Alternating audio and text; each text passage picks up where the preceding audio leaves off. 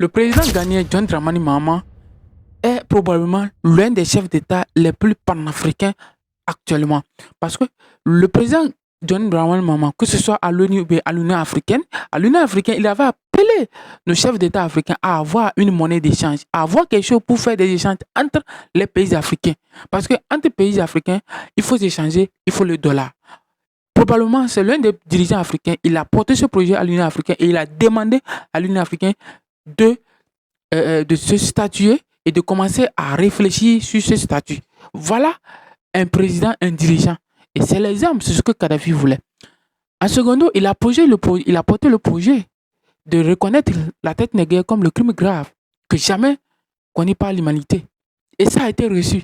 Et donc, le président ghanéen, John Dramani Mahama, actuellement et aujourd'hui, même à l'intérieur du Ghana, il est célébré et il est considéré comme, après Rawlings et, comment appelle-t-on, le premier président Kwame Nkrumah, il serait parmi probablement les trois ou le troisième ou le quatrième président le plus populaire et le plus panafricain que le Ghana n'ait jamais connu, ou même que l'Afrique n'a jamais connu. Parce que actuellement, quand vous suivez ce discours, il est tellement focalisé sur le panafricanisme. Il faudra que l'Afrique se libère de ces carcans, de ces choses. Et je vous appelle à suivre ce discours parce que c'est un président qui est adoré par sa population. Je vous rappelle que le chef des ACAN, même un jour, il a dit, quand il est arrivé au pouvoir, il a pris la parole, il a dit, tu es vraiment un game changer. C'est-à-dire, il est le changeur, il est le porteur du Ghana vers un destin promis.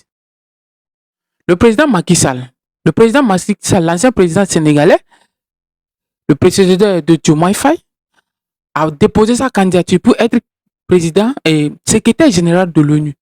Mais malheureusement, son pays et l'Union africaine ne lui portent pas son soutien. Et je vais vous expliquer pourquoi.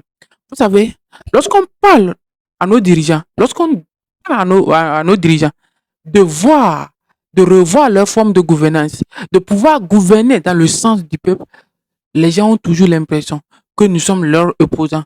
Les gens ont toujours l'impression que nous les détestons. Personne ne déteste l'un de l'autre. La politique, c'est un jeu de gouvernance entre les fils d'un même pays. Mais si gouverner un pays et après tout, on ne peut pas mettre pied dans ce pays, sachez bien que on est fauché. Sachez bien que nous ne représentons plus ce pays. C'est l'exemple typique de beaucoup de dirigeants africains qui sont morts, qui sont décédés à l'extérieur de leur pays après avoir gouverné de nos pays pendant des années, des années. À quoi sert et à quoi servira cette mauvaise gouvernance? Parce que cette mauvaise gouvernance aura des effets lorsque il y en aura le soulèvement, lorsqu'il y en aura des coups d'État contre vous.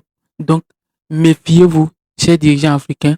Faisons en sorte que vous avez des bonnes images envers votre peuple. Lorsque vous allez à la retraite, lorsque vous laissez le pouvoir, vous serez adoré, vous serez tellement louable envers votre peuple. C'est ça le leader, c'est ça le leadership d'un peuple, d'un dirigeant.